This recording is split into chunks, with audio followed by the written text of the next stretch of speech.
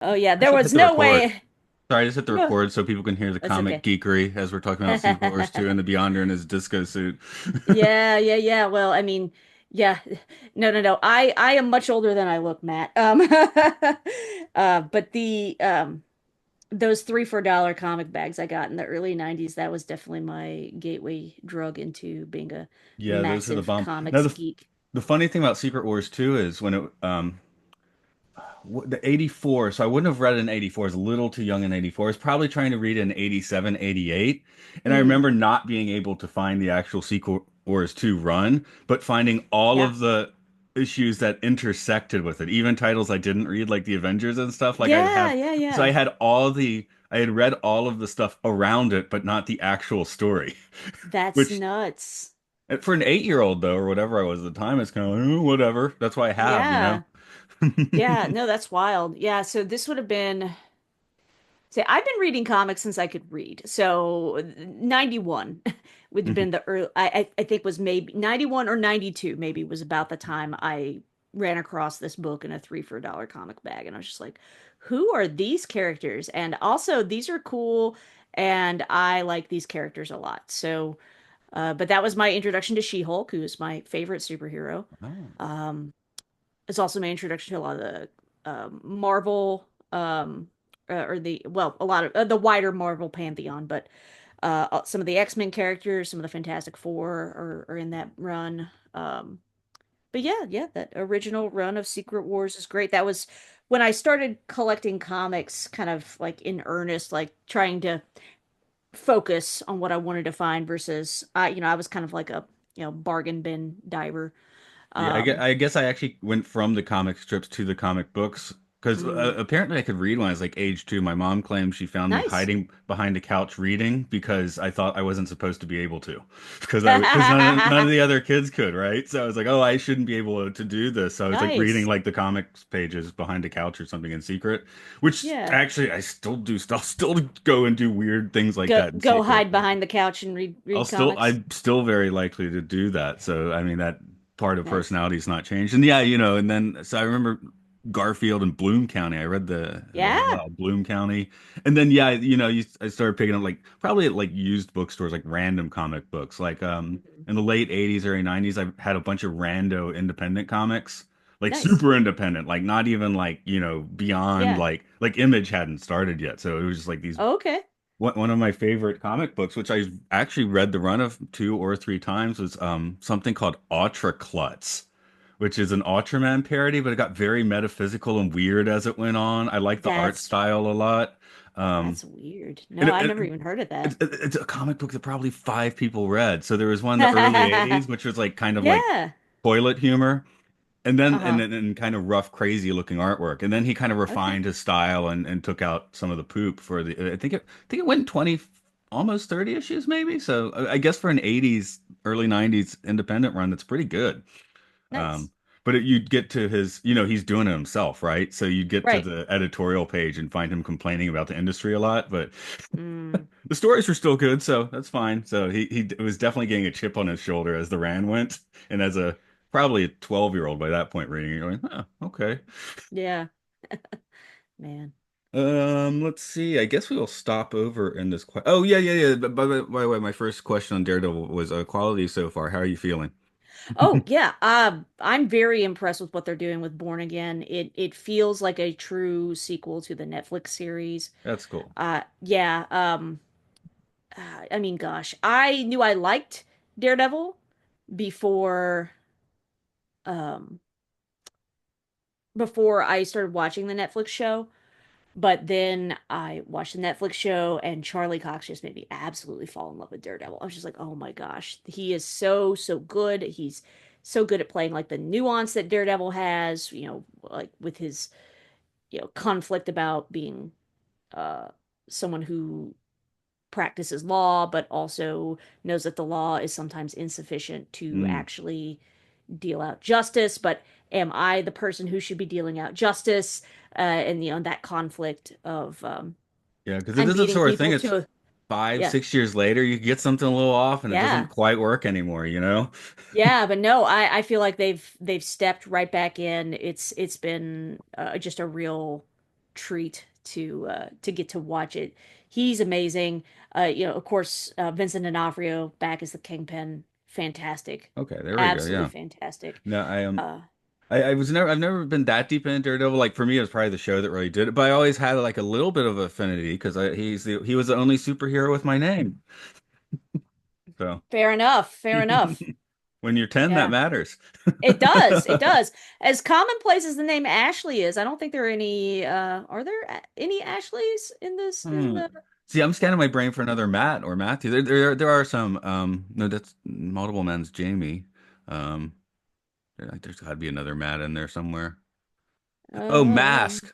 I don't know if you remember Mask. There's a toys in a cartoon. That guy was Matt. yeah. I remember the leader Yeah, of that was yeah. Matt, so I found that appealing. Yep, Obviously. yep. I remember Mask. I watched that cartoon a lot. So I just kind of Googled Ashley superheroes. Ashley Halberstam from DC Comics. I don't know who that is off the top of my head. Um and Now I have to do uh the wiki and see if I'm say because I have a common, well, like you have a common name too, but I'm like, yeah, the yeah. first one that comes up is Daredevil.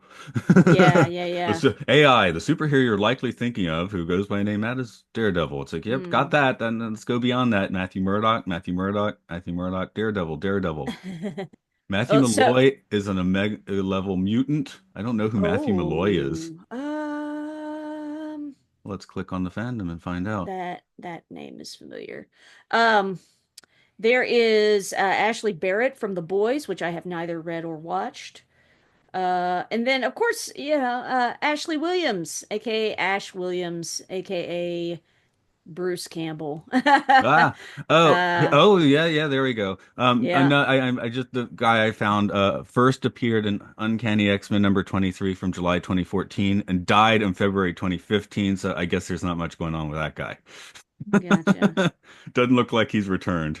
Yeah, okay. Well, I think Daredevil's a good one if I only get one. Okay. I'll take Daredevil. All right. Oh, well, there's okay. Well, here's another character in the Marvel universe. Oh. Her name Ashley Crawford, aka Big Bertha. I was like, great. All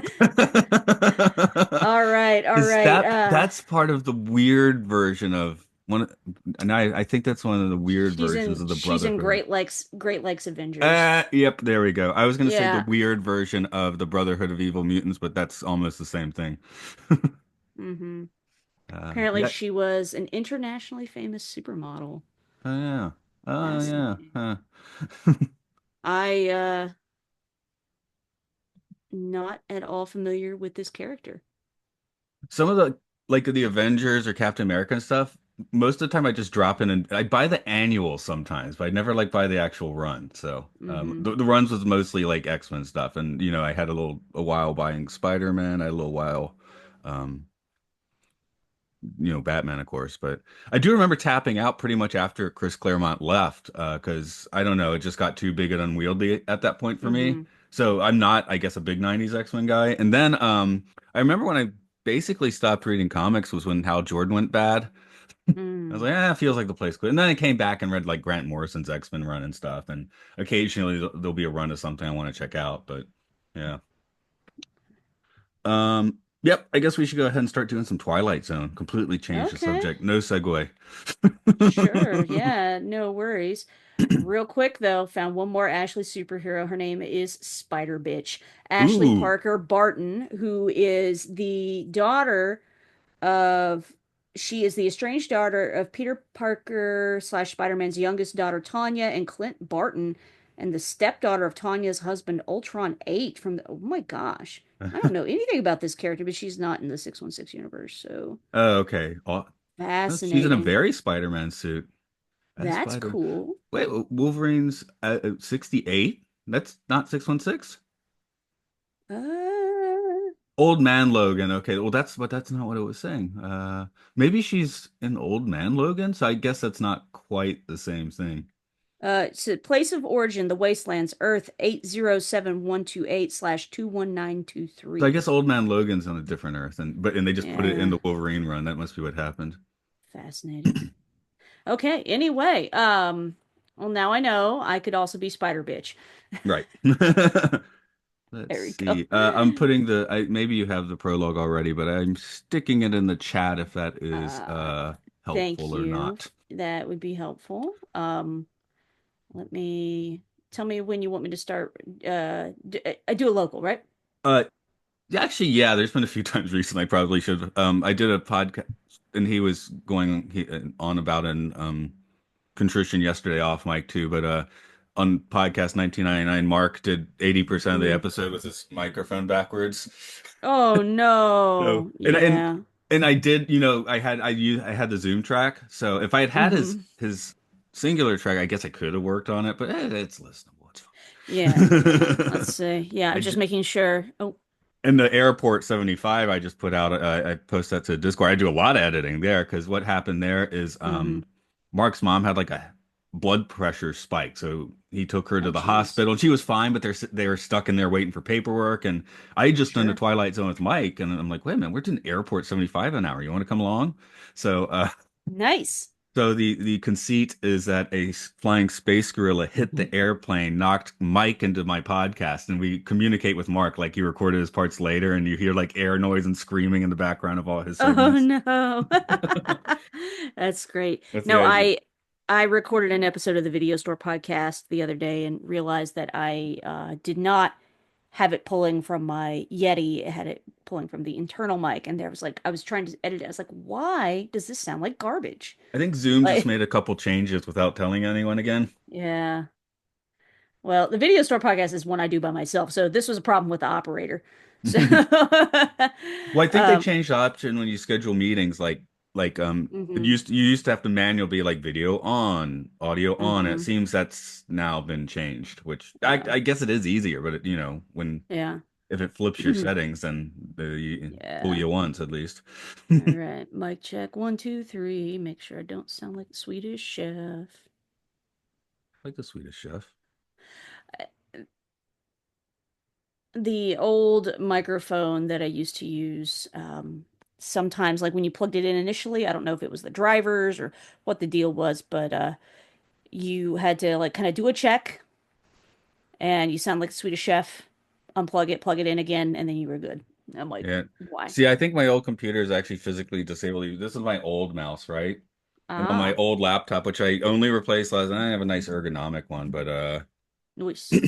but yeah, I that my old computer would not take another mouse, even if it said like no drivers required. It would just be like, I don't know what this Hmm. is. So I used that mouse way too long, and now I'm having like hand problems. Oh Speaking, no. speaking of getting old, that's probably the cause of that.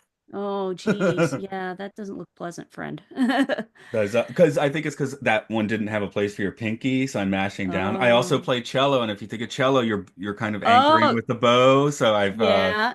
Yeah. prematurely destroyed my hand a little bit. Oh well. Oh, jeez, Louise. I mean, Uh, it's fine, but it is just like you look down and you're like, oh man. mm-hmm. No, I get it. I get Right after it. watching a few David Cronenberg movies too. No, of course, of course. That's not gonna mess with your head at all. I watched Videodrome and 2 weeks later, I'm like, hey, wait a minute. Love Videodrome. No, I've been Great to the movie. doctor twice recently, and both times he was just like, "You're getting old." I'm like, Oh, "Okay." is That that was what this is? Okay. that was the official advice. So, okay, Official give it advice. five. Hit the record on your end. Okay. Let's have 5 second silence, and I'll start the show.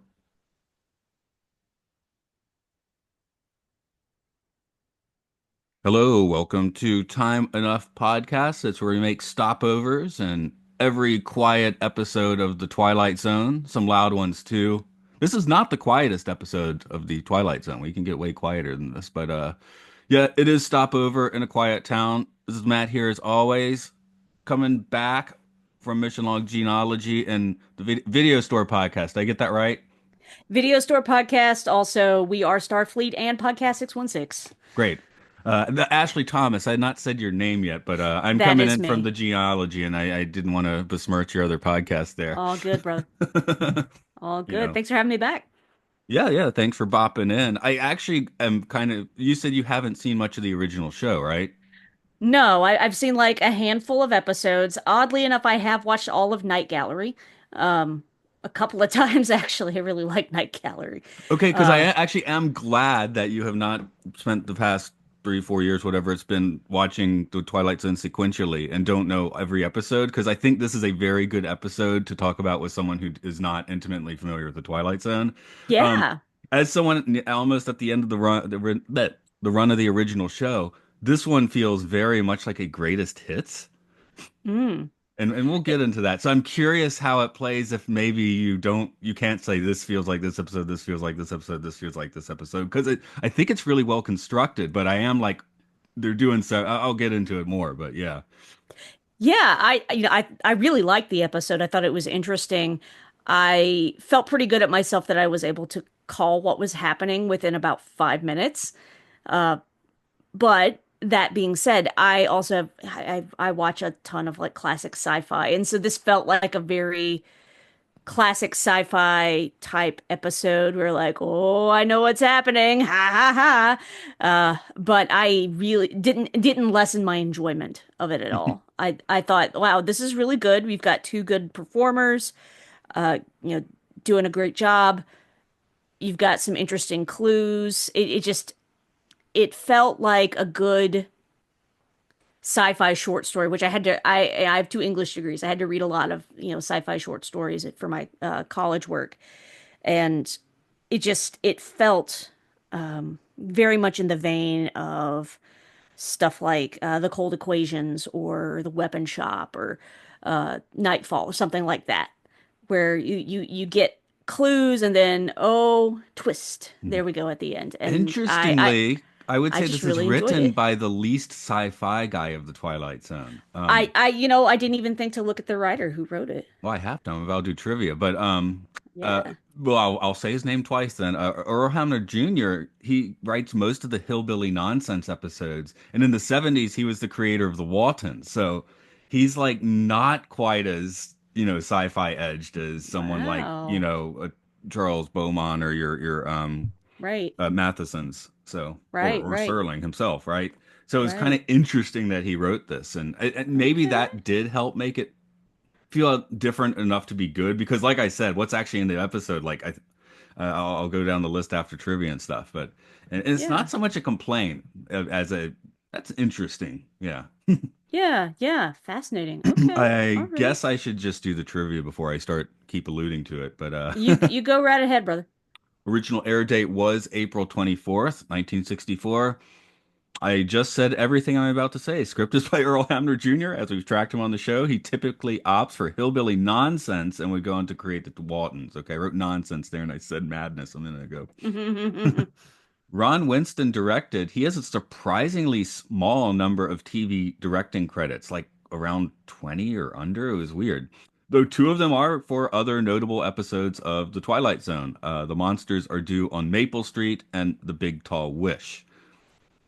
Barry Nelson was Bob Frazier. His footnote to fame was as the first filmed James Bond in a 1954 American TV version of Casino Royale. In this version, James Bond is American.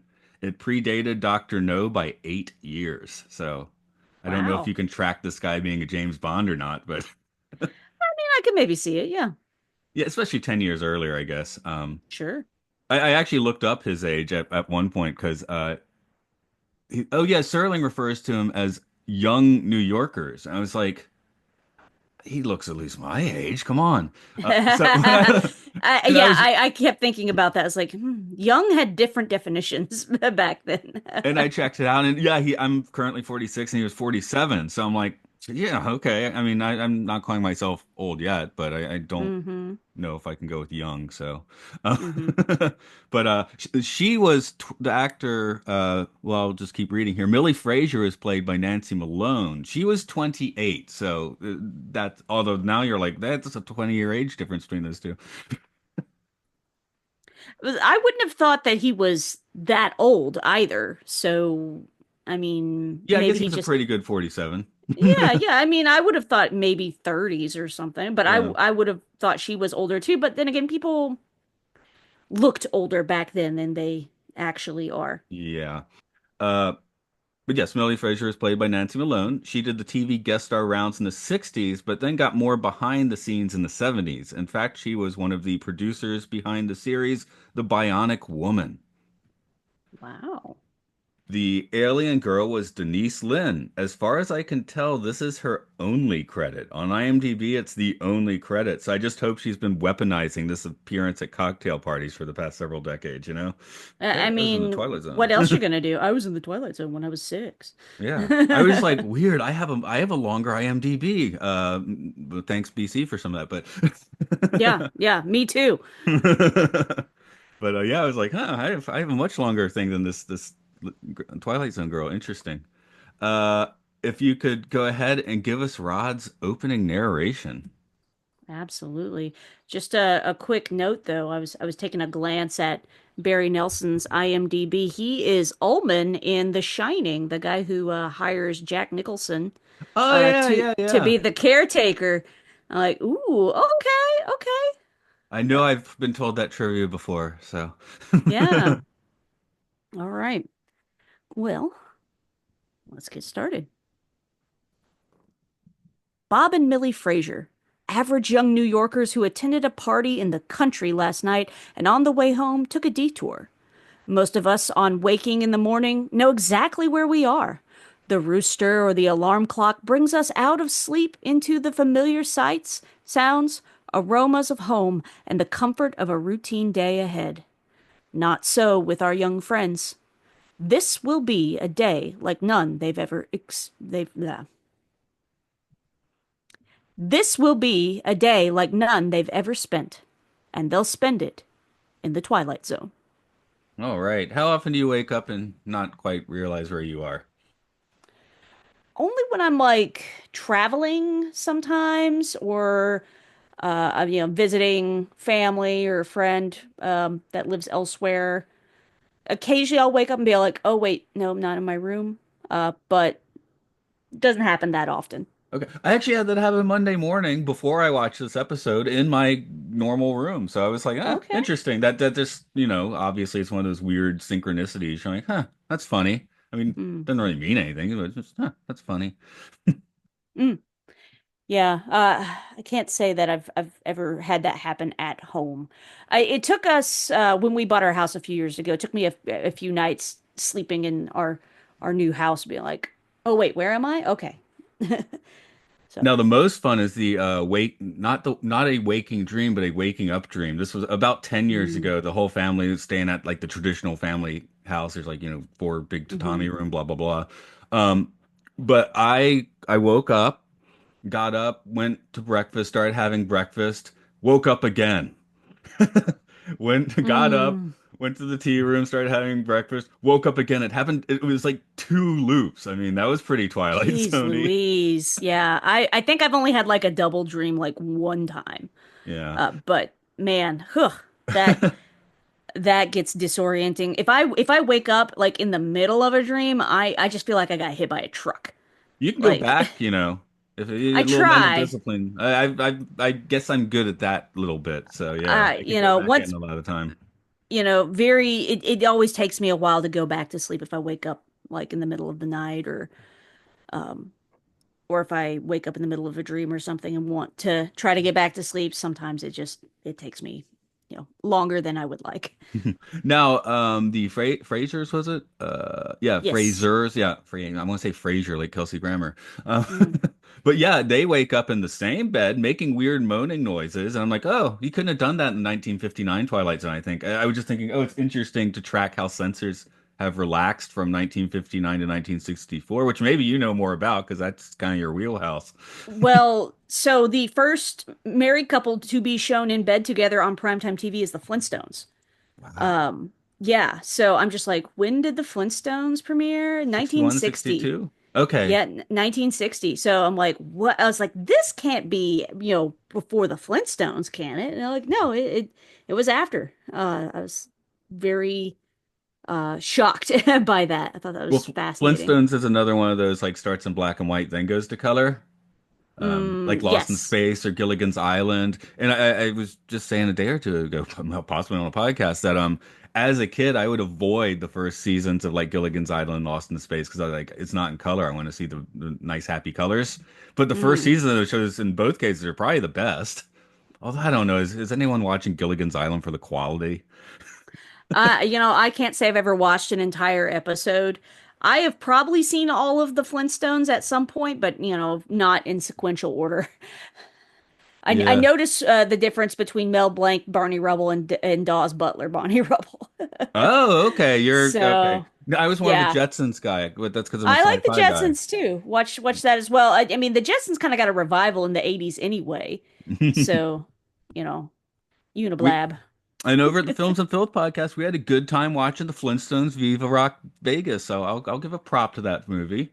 Okay. I mean, we I have only seen that once, and it was whenever it hit video after, it's sometime in the '90s. So, I mean, we came in like we're about to start watching a bad movie, so enjoying it. You're like, hey, okay, this is frothy and charming now, right? Instead of bad. eh. Yeah, I remember enjoying the first one. But I have always had like this lifelong goal of becoming a cartoon character. Which I mean, if you go watch any of the video footage from Earl and I recording Genealogy, I am definitely the cartoon character of the two of us. So always Um, making weird faces, doing weird things on camera. Now you were talking about how you could guess ahead the twist, and there were like five things in this episode that I'm just looking at. My third note is now it sounds like UFO. Was it Betty and Benny Hill energy? And that was like I did spoil myself a little bit because I when I went looking for the age of the actors, I saw Alien Girl as the third credit, but I wrote those notes before I saw that. So Mm, because I mm, didn't write hmm. that till I saw Rod's narration. Nice. Oh, another thing about the setup that just kind of struck me is for that film podcast, I just saw Old Boy for the first time several weeks ago, and I was Oh, like, I haven't seen that at all. So, okay, it's very disturbing, has several very disturbing scenes. If you're in for that, you should watch it. Yeah, okay. with a completely insane twist, by the way, that you won't see coming most likely. Old Boy from 2003 or 2013? 2003. It's the 2013 is a Spike Lee remake, which sounds appealing, but then you realize he Mm, came on at the very tail end. It's basically the only movie Spike Lee's done is a hired gun. So mm, it's like he's there to do the job, and it's not. I mean, it's not. It's the 2003 is like stylish and insane and worth mm-hmm, watching. mm-hmm, I mean, mm-hmm. that guy's won an Oscar now. It's that made Parasite, right? Yeah. Yeah, Guy's new movie, Mickey 17. no, that's Bong Joon-ho. This guy No, he's Memories of is Murder, the other one. Yeah, yeah. I it's always Park Chan-wook. yes, I yes. was You're like, right. I have seen other movies of his. And Snowpiercer. He's a producer on Snowpiercer. He didn't because Snowpiercer is also Bong Joon-ho. Yeah. Um, it's like I know I have seen this other movies this guy did. But I just like to point out my weird viewing synchronicities. Like I just saw, oh, here's more people. I mean, I was Yeah. kind of wondering if they'd stayed and if they had been completely stuck in the hotel room the whole time. Now that then I would have had the Old Boy's only in there like 15 minutes, but Mm, 15 years, but 15 minutes of screen time. Uh, mm-hmm, mm-hmm. so it just came to mind a little bit. Um, That's neat. as I'm going through my notes, oh, something that I would call a distraction that I guess you can't hold against this episode. The whole time I was replacing what's his Barry Nelson with late 90s William Macy. I was like, if this had like late 90s William Macy in that role, it would just like that would have made this like one of the best Twilight Zones ever, I think. But obviously you can't temporally recast like that. Temporal recasting. Yeah. That's gonna be that's gonna be a new Starfleet department at some point. There's problems already on. The Department of Temporal Recasting. That's funny. And then just to get out of the bedroom, I did like the line, "Someone brought us here, put us to bed." It's just like that was such a weird Yeah, I'm like, internalizing line.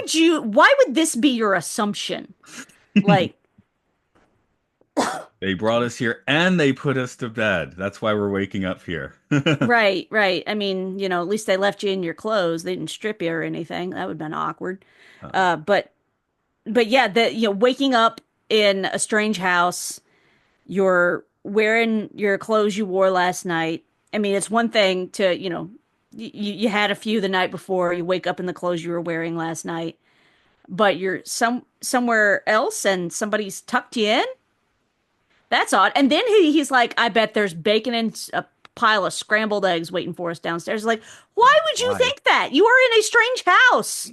Like, I mean, I love showing hospitality. That is a gift and a calling I feel I have. So yeah, if you come stay at my house, I'm making you breakfast the next morning, and that's fine. But I don't know why you would assume that if you wake up in a strange house, that and you don't know how you got there in the first place. Like, yeah, that just made zero sense to me. No, no, my incorrect guess, and this might be because after 17 years, I finally had my Crystal Skull rewatch a week or two ago. But just for once they start finding all the fake stuff, oh, the tree's not real, the telephone's just like glued to the wall. I was like, oh, is this going to be like a nuke the fridge house? Um, so that was another thought, and I was like, if they that movie, by the way, not as good as the 80 ones, of course, but if you take the scene of LaBouffe going around with CGI monkeys, just take that out. It's not that bad a movie. I've only seen it once, and it was not terribly long after it came out. And I remember thinking, like, that's not as bad as everyone made it out to be. It wasn't that good, but wasn't that bad either. I Uh, think the monkey scene like makes the entire thing 20% worse, unfortunately. So, ah, but I don't even remember the monkey scene, so maybe I dozed off. I don't but yeah, remember. they have him running into the living room. There's the fake people, and I was like, oh, is that? And they have fake people here drive well in the car that doesn't have a motor. Another thing I Mm, guess that was in my notes. I doubt there is a motor to flood. Yes, that is mm. correct. I figured out what was going on. I'm like, wait a minute. They wake up in a weird house. They open the fridge, and there's stage bread in there. Also, why are you putting your bread in the fridge? I have questions. Um, Hmm. yeah, but they're like, this is stage bread, and you hear like a child's laugh from nowhere. Like they're in a dollhouse, aren't they? So it was kind of fun to get more clues as they go on. But the next clue Miniature. that, I'll start calling out the episodes. yeah, well, Miniature has the real people in the doll or the talking people in the dollhouse. I don't know if they're real. They're still dolls. oh, okay, okay, I haven't seen that one, so. My other thought was, okay, well, so they go out the house. All right, that's fine. Trying to figure out where they are. Why does this gal decide it's a good idea to approach a squirrel, even if she thinks the squirrel is tame? Like, if you mess with a squirrel, that thing is gonna eat you up. Might be time for Like, some rabies in your case. yeah, like, no, this is a terrible decision. Please stop. Please Yeah, stop making terrible decisions and weird assumptions. I guess that is a weird decision to make. I do remember like being in the States, being back in my parents' house and having a few Japanese visitors many years ago, and they were just flipping out because they looked in my parents' backyard and there's like squirrels running around and birds chirping Hmm. about. It looks like a Disney movie. And for Americans, it's like whatever, there's a few squirrels and birds in the yard, but you don't see, well, you see birds, but you don't see like that many wild animals in Japan. Mm. You don't see that many Hmm. squirrels. So they were like, squirrels, and they were very excited about the squirrels. So I they Oh. did not try to go up to the squirrels and play with them like this lady did, but they were very excited about the squirrels. So Yeah. Yeah. No, I don't understand why that was like your thought process. This is a terrible idea. yeah. I'm pretty sure we are back on the Universal backlot for this episode. In fact, Hmm. I uh, watching Star Trek Voyager Mission Log, I wonder if these are a few of the same streets. You know, when I was in LA month and a half ago, I went to Universal. I did not get to go on the Universal backlot tour. I did get to go on the Warner Brothers studio tour though, and we got to see like the backlot and things like that. And it was shocking to me how many movies and TV shows have been filmed in the same like little, cul-de-sac of houses on hmm the Universal backlot over like, 60 plus years. Like things that were used in Gremlins were also used in Friends and were also used in Gilmore Girls. I'm like, what? Yeah, you change the lighting, you change the angle. Yeah. Um, I And and remember and lo, it's suddenly a different house. I remember hearing something really interesting about the from the first Spider-Man where he kisses um Kirsten Dunst. There's an it's just I remember seeing lists of other places, and now I'm having trouble finding other Mm. things. But maybe that's where Back to the no Back to the Future 2 is the Universal lot.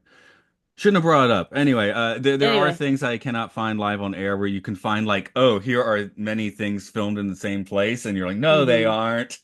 yeah, I think another random aside for the Patreon, I guess. The the other thing that I thought was really wild, like, oh, this is the same place, is the building that the police department was located in the Adam West Batman TV series Hmm. was also the bank from Hail Caesar from the Coen Oh. brothers. I'm like, are you kidding? Like, that's so. Meanwhile, at City Hall is also the bank or I will give whatever it that is in thumbs up Hail to Hail Caesar. Caesar. We watched that Yeah. last year, and we were like, hey, I mean, not, I mean, you don't expect a Coen Brothers movie to be bad, but that's not one you usually hear hailed, right? Pun intended. So Mr. Nerdy Blogger really liked it, so I really I, liked I it. have I haven't actually seen it myself, but Right. anyway, we should keep talking about Twilight Zone. Sorry for my random rabbit And trails. that's no problem. We do that Yeah. all the time. I actually had another one loaded. I think I forgot it, and that's probably for the best. But yeah. Well, here's I one of the things is I'm assuming Universal Black backlot. I can't say that word today. Um, I mean, it might be Warner, it might be because I can't tell a backlot. But the Mm. first episode of the Twilight Zone, and this is another one where this is maybe the biggest offender for this just being a greatest hits. The first episode of the Twilight Zone is entitled "Where Is Everybody?" about a guy who walks into a completely empty town. And at one point, Barry Nelson just screams, "Where is everybody?" I'm like, isn't that too on the nose? Like, I mean, I think even people will be like, wait a minute, didn't I see this 5 years ago? Hey, maybe so. I haven't. Have I seen that episode? I don't know. Is that's the one where the bomb goes off and the guy's in the vault, right? Oh, no, no, that's actually what this podcast is titled after Time Enough at T Last. time enough. Yes, yes, I of mean, course, of course. we can spoil stuff I in was here. thinking that was the first episode. I could be wrong. No, Where is Everybody? And I think I can spoil an episode we've already done on the podcast is a pilot or something. I don't even know if they say he's a pilot, but he just walks into a town. There's nobody there. It is real. There is food cooking. There are engines running. So that's a difference in this episode. You gotta change something. Ah, It hmm turns out he is in a deep space research thing. So he's actually in a metal box hallucinating. That's right. I remember that one now. I have seen that one. Okay, Yeah. So, first episode of Twilight Zone, it's a little bit on the nose. It's kind of like a thesis statement, I guess, for what they're going to do without maybe being the sure, best episode. Like, right. see, and that had me just thinking, like, is this episode better or not? It loses points because it's really doing like 60-70% the same thing. But is it better? I'm not sure. So I did think this one was well made and interesting, even if it has weird choices about her communing with squirrels and then taking off her shoes for no particular reason. Bro, have you ever tried to wear a pair of spike heels? Okay, She had good every point. right to take off her shoes. Okay. No, no. I have Point flat taken. feet. If I have to wear heels, it better be for a dang good reason, and I'm not wearing them any second longer than I have to. So no, I would and props to all these women who can run in those things. I can barely stand and or walk. So no, no, no. I just remember for the Paul is dead thing, Paul McCartney's explanation for why he's not wearing shoes on the cover of the White Album because he's the corpse, so he's not wearing shoes. He's just like, Mm.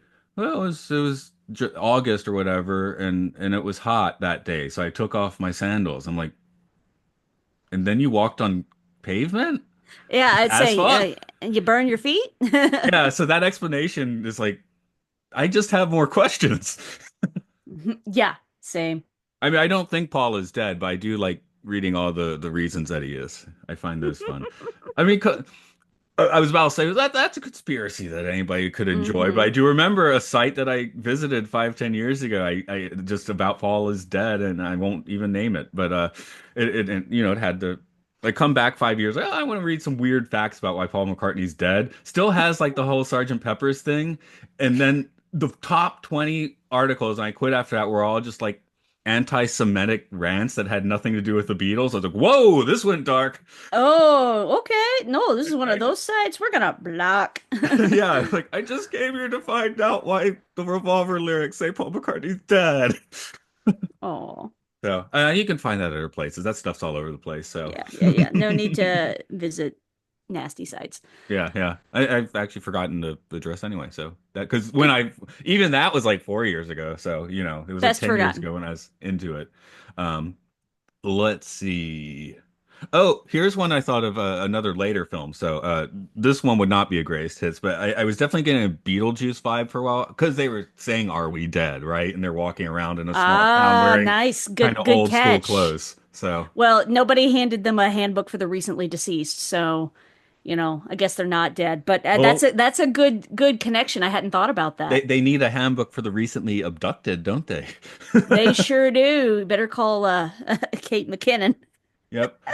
We also have The Invaders. The Invaders is where a woman is. This is the very quiet episode because there's almost no dialogue in it, where a woman in her country house is warding off tiny aliens invading her house. And it turns out in the end, these are actually human explorers that are tiny and on a planet of giant people. So done that Hmm. before.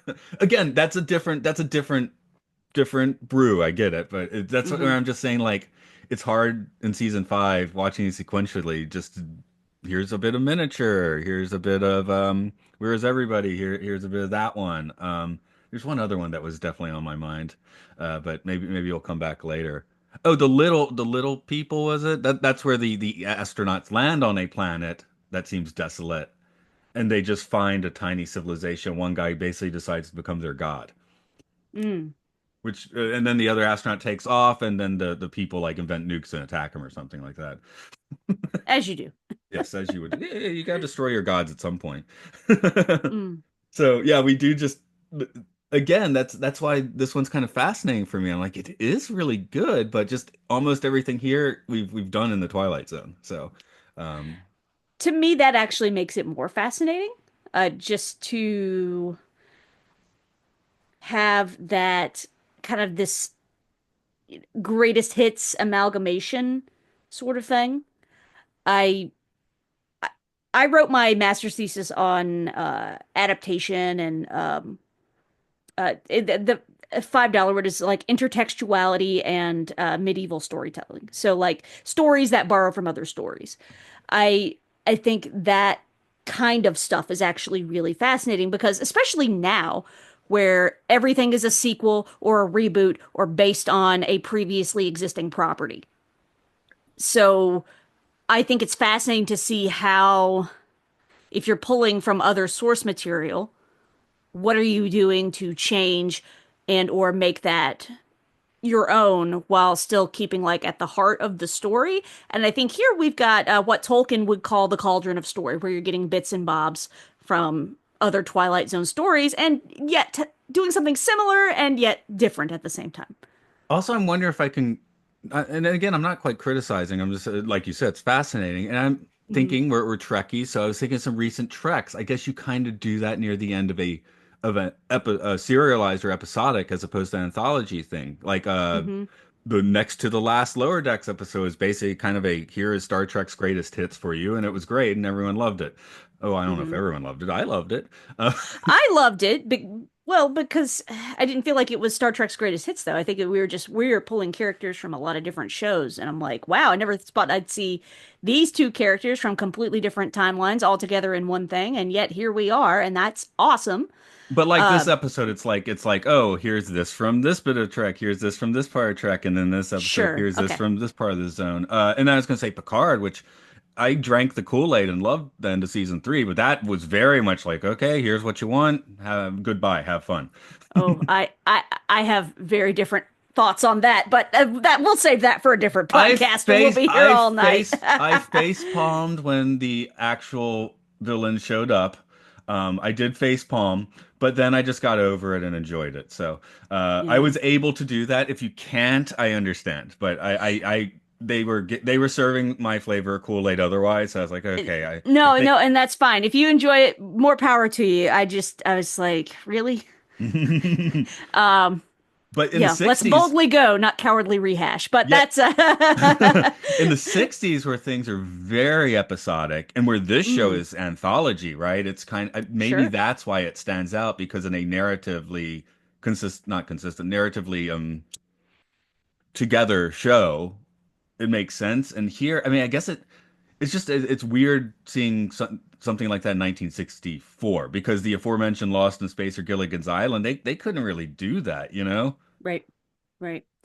Yeah, yeah, no, that's interesting. And yeah, for a show that is anthology versus having like a narrative continuity or a longer form story arc, it is interesting to see similar stuff pop up. Um, I want to get through a couple more of my notes. One thing, and I Yeah. think he meant the steering wheel, but I thought he meant himself the first time that he said it, so it was really funny. But he said, "I'm too tight." I heard it as "I'm too tight to drive." I guess he just said "too tight to drive." I was like, that's a good expression. No, I guess he was saying was that an expression for being Uh, drunk? I took it as an expression for being drunk since they kept alluding at, oh, well, you were too tired to drive. Or you were unable to drive or whatever, not literally saying, bro, you were smashed. About as close as they got to it as I knew you were swanked when we got in the car. I Wonked is a never good heard word. that word before. Gonna have to pocket that one for later. You, you got swanked last weekend. That was the other weird thing about this episode, like especially Rod's closing narration is like, is this just a drunk driving PSA? The moral of what you've seen is clear. If you drink, don't drive. And if your wife has had a couple, she shouldn't drive either. You might Yeah, both yeah, just wake up with a whale of a headache in a deserted village in the Twilight Zone. It's like that kind of puts the nail on the head there. Like without that, it's yeah. a little more vague, but Rod's like, nah, it's it. This is drunk driving This PSA. is a drunk driving PSA. Yeah, I thought that was kind of funny. That's like, is that really what we're meant to take from this? I think like the moral of the story is don't get abducted by aliens.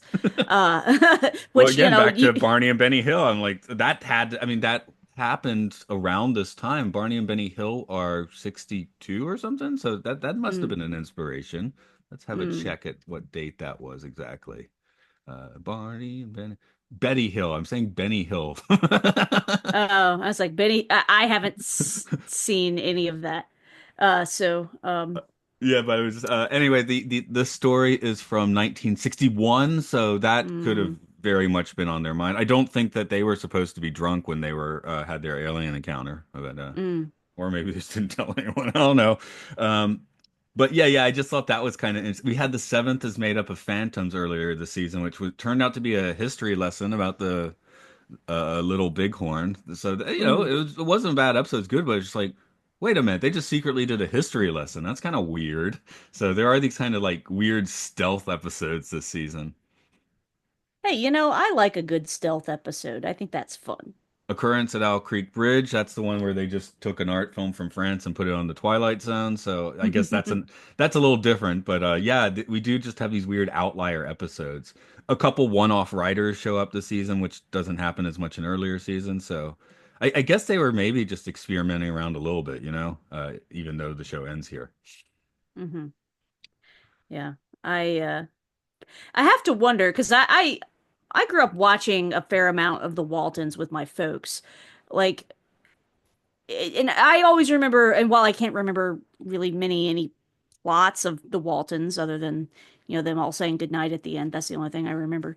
Um, the Waltons was like a fairly wholesome show. I can only imagine that the guy who created the Waltons is also writing a Twilight Zone episode with a drunk driving PSA. That sounds like it might be on brand. Well, I will refer you to one of the Hillbilly Nonsense episodes, Jess Bell, if you want to have a Mm, real good time watching something okay. that feels like the Walton's gone wrong or something. The Waltons gone wrong could also be like the definition of some of my family histories. Um, before I get Growing to the up in question, the South. yeah, I grew up in the South, but it was the urban island, so I don't know how much I get to, Yeah. because there's Atlanta and there's inside the perimeter and there's outside the perimeter. Now, to be fair, I live just outside the perimeter, but Uh-huh. I grew up very suburban. Mm. There are Southern accents in Atlanta, but most people don't have Southern accents in Atlanta. Well, I am from the Great Smoky Mountains, so there you go. Well, Yeah, like, my dad's side of the family actually still has a cabin in the national park with their name. Like they is like this is the Fred Whitehead cabin. That's my dad's side of the no, family. So my parents are from kind of like Delaware, Maryland, Pennsylvania ah, area, and gotcha. my paternal grandmother, in my memory, I mean, she's been passed for what, more than 10 years now, but in my memory, her and Margaret Dumont from the Marx Brothers films had the same voice. Mm, Just that nice. that 30s version of mid-century accent or Mid-Atlantic. mid-Atlantic, yeah, sorry, a Hmm. mid-Atlantic accent. That pronounced thing. Both of them have that. So, um, oh, one more bit of synchro viewing before I this is the last of my notes, but the thing I watched just before this as they get on their train, I had just watched a video about Disney Parks' berms. Oh, So it was especially looking like Disney seeing the original Disneyland, the idea that when sight lines, like you're not hmm. supposed to see any Anaheim when you're in Disneyland, right? And Right, right. there's a tree cut to the shape of the Matterhorn, so when you're in Frontierland, you don't see the Matterhorn because the Matterhorn's directly Fascinating. behind and basically the same shape. But anyway, yeah, it Okay. was just talking about how the Disneyland Railroad, is the berm basically, and for space, that's why they had to find creative ways to get you out of the berm for Pirates of the Caribbean or the Haunted Mansion or Galaxy's Edge is Mm, built completely outside of the berm, so now they have to make right, it more immersive, so you won't right. see Anaheim again. And I Yeah. so as soon as they got on that railroad, having just watched a video about going in a circle on a train, I was like, they're going to be right back in Centerville. I don't think anyone was fooled by that, by the way. I don't think anyone was No, tricked, but no. it was just like because the Centerville sign looks really like the Disneyland sign too. So it was just like, yeah, weird in that case. It's like, hey, not surprising to me. The circle's complete.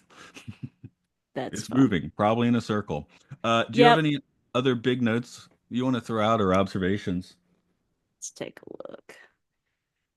Um, I got kind of aggravated where it was like putting it all off on the woman. Like, this is your fault. You drove us here.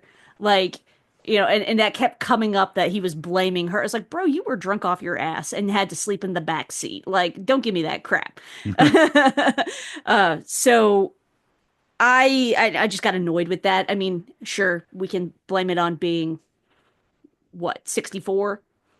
I feel like that's kind of part of the PSA-ness of it all. Like a Yeah. podcast I used to do, we cover Oral Hygiene, and we covered a lot of educational films, and we did some Hmm. drunk driving PSAs. And when you watch the 1980 educational film Prom Night, that's the kind of dialogue as he's in the car drunk driving and killing his friends or whatever. So. Mm. Um, I Yeah. guess it's It like just I think it is supposed to make you a little disgusted with him. So at the end, when Rod tells you that these people like made a really bad mistake, you're like, yeah, that guy sucks.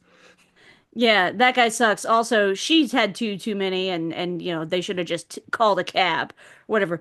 And also made it sound like because she put the top down to revitalize him or whatever, that was why they got swooped in and picked up and plucked into this dollhouse. Right. Yeah, Well, that did all happen, I guess. So at least they know they weren't hallucinating. yeah, like this big shadow overcame us. So like, yeah, that'll do it. For some questions, I feel like this is probably an episode where the first one's pretty easy. Who in this episode went in or through the Twilight Zone? You don't have to think too hard about They it. say they both did. Yeah, there's only two characters and they're having the same Yeah, well, experience. What are you gonna yeah. do? I guess the alien girl, I guess she's not, because you could say she's of the Twilight Zone, but on that alien planet, nothing's too weird except that they abduct living sentient creatures, sentient Yeah, creatures. my thing was like, is this just a planet of gigantic humans? Well, And I guess I got spoiled by not spoiled, but thrown off by the wiki thing listing the girl as Alien Girl and the voice as Alien Mother. So mm, that made me think not human, but I got kind of biased by looking at the wiki. So mm. I think that said, I guess if it lists them that way in the credits, which I don't remember if the actual episode credits do that, but if it lists them as that, I would say they are not human. IMDb only lists them as mother and little girl, Ah. but they were also both considered uncredited, so they were not in the end credits. Oh, okay. So it's just Mm-hmm. yeah. So your question is valid. Wiki biased me. Mm-hmm. Mm-hmm. But yeah, when you So only have two people on screen, well, three on screen, but two on screen an episode, it's pretty clear who is in the sure. Twilight Zone. Now, that said, that makes a second question, and with Rod's closing narration, do they deserve their trip into the Twilight Zone? A little more interesting. No, I think Rod says no. they do. Rod says they I, do.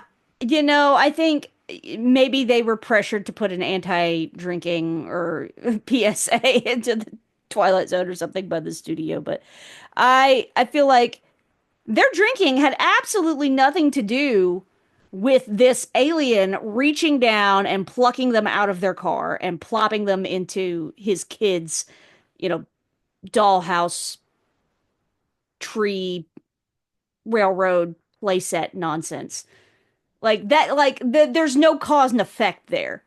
Like it was circumstance. So they deserve to go 50 miles an hour into a tree then. At least that would have made more sense. That would have made more sense. No, I agree with you. I just think it's really funny that Rod's like, drink and drive. You'll end up on an alien planet with a Yeah. giant girl as the playthings of a giant girl who may or may not be a human or alien. Well, listen, I don't think anyone should drink and drive. It's a terrible idea. You can hurt someone and or yourself. Don't do it. But I don't think if this is your anti-drug PSA or anti-drinking PSA, you didn't do a good job. No, I'm not laughing at the message, of course. I'm just laughing Yeah. at how Rod went about it. Sure. Yeah. No. Fair. Fair. Fair. Um, one of the weirder, I think this is one of the closing narrations that like colors the episode. Sometimes it just got like one ear and out the other, and this one you're like, Hmm. hey, you just made me watch a PSA, which honestly for me, I'm like, yay. Another one, you know what? Here's thinking it might have been the Warner backlot because I also when they go up to the church, I think it was in Red Nightmare, which was an anti-communist PSA, which was one of Jack Warner's final projects, and it really kind of looked like that house. It might have been Warner Hmm. actually, yeah. Um, again, Hmm. when you change the lighting and change the angle, it's hard to work out the location. And I haven't been there personally, so Mm. that's another Yeah. Good question. wrinkle. I'm gonna have to think about that because there was I'm gonna have to go back and look at my pictures now because I took a lot of pictures of that back lot. So, but there was definitely a church that kind of looked like that. So we'll Yeah, see. yeah, you might have just been there. Might have just been there. Again, guessed Universal backlot just because the first episode, which has a very Sure. similar presence, was on the Universal. But yeah, maybe it's 5 years later, so they're somewhere else now. Yeah. Um, Maybe. oh yeah, just before we move on to the last question, I did like how the alien girl's room was just slightly weird looking. It looked almost like Art Deco on like mushrooms or something. I am not an aesthetics person like that, so I didn't even notice. So cool that you pointed that out. I mean, it's only on screen for like 4 seconds. So I am sitting here like, Right. what exactly did I see? But it had it looked like a room you'd see in like 30s Flash Gordon or something, you know? Yeah, yeah, I have seen 30s Flash Gordon. Yeah, yeah, good stuff. Although I'm a Yeah. Buck Rogers guy myself, but both, Yeah. both old and new. I've only seen 80s Buck Rogers, but yeah. Honestly, this Buck Rogers cereal is exactly the same as Flash Gordon. It's slightly Yeah. cheaper, but it's the one it's still Buster Crab, but it's the Right, I was about to say it's the same guy. yeah. I like the concept better of Buck Rogers than Flash Gordon. And it Mm, was when I saw first, right? So that hmm. helped. Right? Sure, So yeah, you yeah. might not like, and it's got a great theme song, by the way. So you can watch Okay. all that on YouTube. I do recommend at least having a look at the first episode. Or you know what? When I was a kid, I was like, no, you have to sit down and watch all 12 episodes of Buck Rogers and Flash Gordon. Now I'm like, it's probably acceptable to watch the film cuts they made in the 50s. That's probably fine. I have completionist tendencies. It would bother me if I didn't. It So did as a I'll, kid, but there's so much repetition and dragged mm, out stuff when you watch the 12 episodes hmm. because I mean, again, it's like the Flintstones, right? You can have very similar things in two Flintstones because it's three Sure. weeks later and half of your audience is 12-year-olds or younger. You can do that.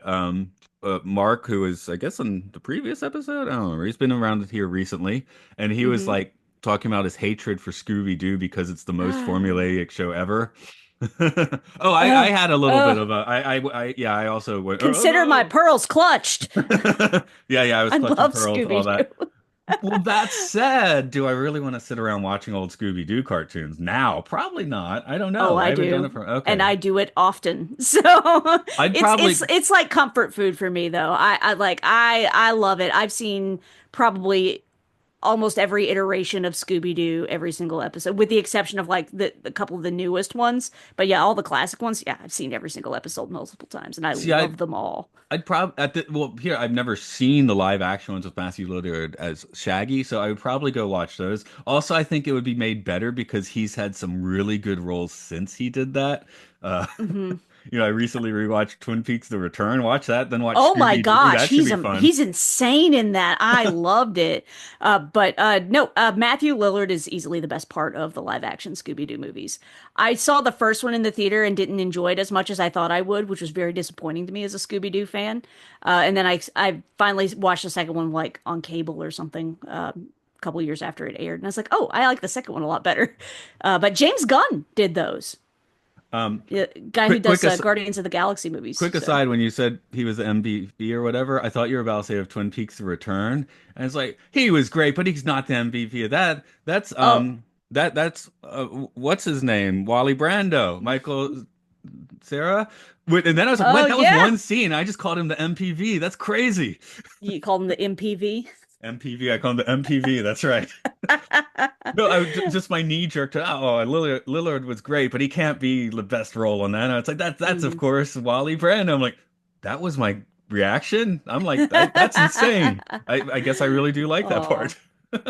yeah, no, he was great. Twin Peaks: The Return was phenomenal. I've only seen it through once. I need to go watch it again. But yeah. Uh, Anyway, let's but yeah. go ahead and put this on the tripometer. 0 is Mm. not trippy. 5 is extremely trippy. Ooh, 0 to 5, huh? I'm gonna say this is like I'm gonna say this is like 3.75 or maybe even 4 because you're stuck in this playset. You can't get out.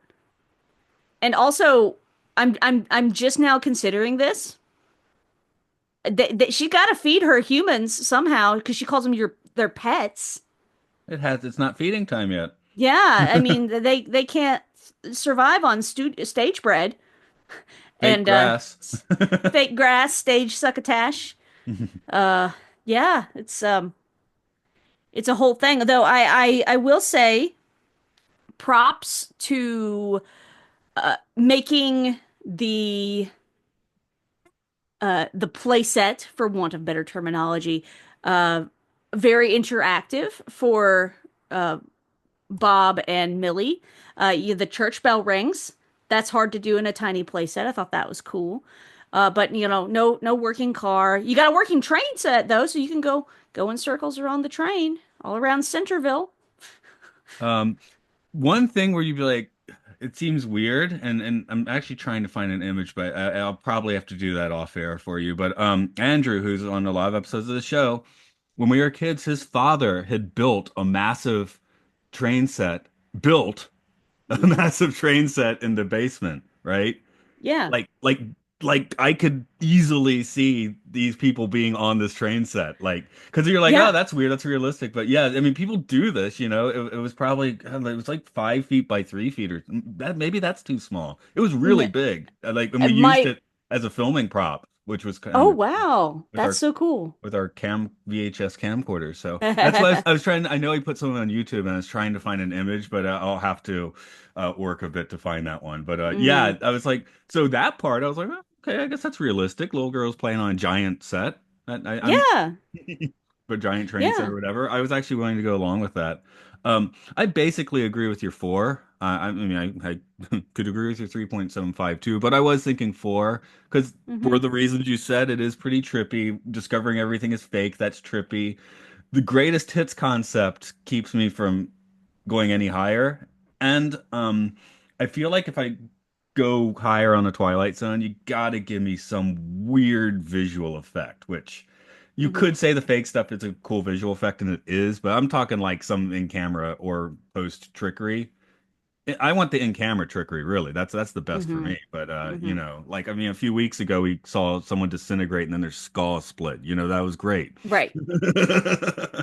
I mean, it Yeah, was pretty personally, you were there for cool. that Yeah, one. yeah, yeah. Well, I mean, it was pretty cool to see them like just standing in her hand. That even though yes, does it look, you know, cheesy compared with what you could do today? Sure. But that was great for the 1960s. And I think, you still get the idea across. If you look closely, you can see, oh, they're freaking out. And so they're having to do this on camera and then it gets, cut in there, however you do it. I don't know how film works. But I enjoyed the effect regardless. I thought that was fun. It is interesting this director didn't do much because last week we with Captain Mike we did the Jeopardy room, which was directed by Richard Donner. And Wow. this he directed like 6 episodes in season 5. This is where he got to Did he start. really? He directed Nightmare at 20,000 Feet, the Shatner one. I knew that and forgot. So thanks for reminding me. Very Yeah. cool.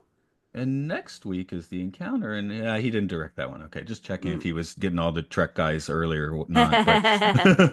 But but I thought this episode was directed as well, if not better than that one. So it's kind of Yeah. interesting. Yeah. Yeah, no, I thought the direction was good. I think the actors we've got playing Bob and Millie are really good. You believe them as a couple. You believe them as you believe their terror and their concern about like where the hell are we? How did we get here? And just not having any answers. So I thought that was really good and fun and interesting. So. Oh, I did spend most of the time staring at her freckles. They stood out to me. I love that she had freckles. It made me really happy. I'm very pale. I get more freckly the more time I spend out in the sun, which I try not to do because I would also like not to have I spend melanoma. lots of time out and I'm really freckly, so that's probably why I was like right now it's like me. You can't tell on Zoom, but there's freckles there, and we haven't even Hmm. properly gotten into summer yet. Yeah, yeah. So So yeah, so I'm just like, okay, okay, we see some freckles, and normally those get covered up on TV shows and movies and things like that. So I actually really enjoyed that. Hey, we're not hiding those. I think that's great.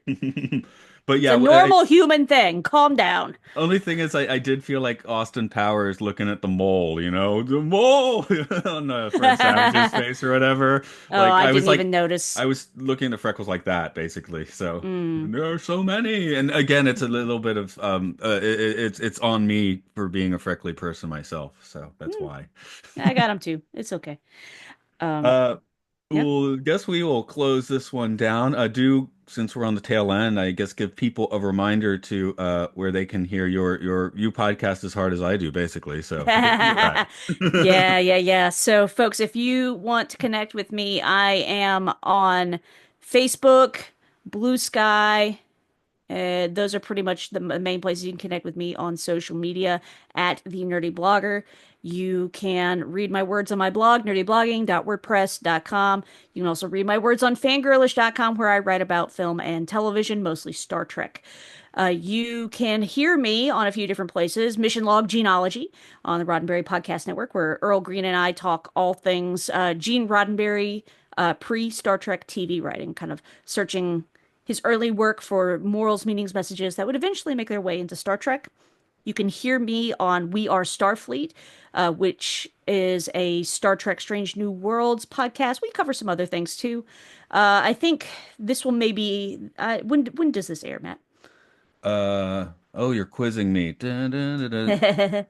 April 20th, 21st, something Okay. along those lines. Okay, okay. So we'll be past first contact day by the 420 time Blazing this Day. Blazing Day. Well, we we don't Not in have a Japan. blazing episode, but we do have a First Contact Day episode that is coming out. You can listen to us talk about not the First Contact movie, but examples of First Contact throughout Star Trek. So that'll be really fun The episode to First listen back Contact. to. Yeah. So yes, that is one we covered.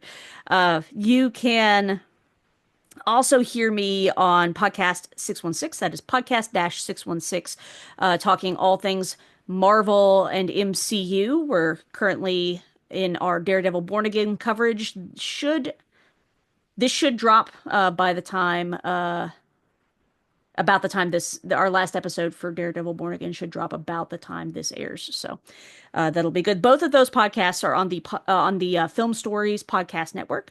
So go check us out over there. You can also hear me on Video Store Podcast. That is a show I do with a couple other hosts. We do a round robin style where each of us takes an episode and we pick a theme or actor, director, or genre, and we pick four movies based around whatever topic we've chosen and give you movie recommendations, kind of like what you would get at a video store. So that's always the goal there. So, gonna have a episode drop in April for I don't know about you, Matt, but I love vinyl. I love vinyl records, love music. So I've my most recent episode is called Put Your Records On. I picked movies about Oh, record stores. oh no. Yeah. Oh So no, no, anyway, you're inciting me. No, I do have a lot of records, but I moved nice. permanently to Japan in 2010. I sent Mm. my vinyl here. I did not send the record player, and I still don't have a turntable. So when you're like, put your records on, I'm like, I can't put my Bro. records on. Also, the records are kept at the family house I was talking about with the tatami room, so they're not like Yeah, yeah, yeah. here. But I have turned my room into a virtual tower records. There's probably I like love it. three thousands of commercially produced CDs in here and I movies and love stuff. it. So we actually do still have a Tower Records in Japan, but it is Do you depressing now. really?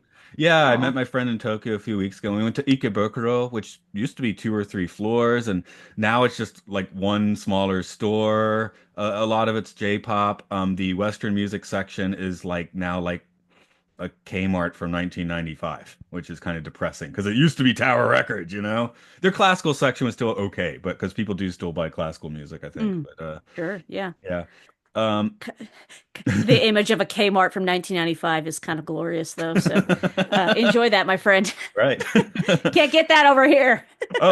I've done this on a podcast before. I don't remember, but last time I said Target, and I didn't know about the Target boycotts and stuff, so I kind of stepped in it. So, because Oh okay, no. realistically, it was like a Target from 1999, but yeah, I was told I should Mm, not talk about Target now. okay. Stay on target, but not that one. Yeah, this is Time Enough Podcast. Do rate and review along those names. I do a lot of podcasting to it. Podcastiopodcastius.org. Go there to check it out. I'll leave the weight to your descriptions of yours today. We are on Blue Sky, though, under the name Podcast Podcast. Though if you interact with us there, it will not be with me. I put the app on my phone, but I have still not opened the app. So, and that was Mm. 6 months ago. So I don't know. I'm taking my time on it. That's okay. That's all right. Cool. Well, Okay. thanks for having Well, me on, Matt. This is great. thanks for jumping on. Let's board that train to Centerville. Stop at Willoughby. That also came to mind. Yeah. All right.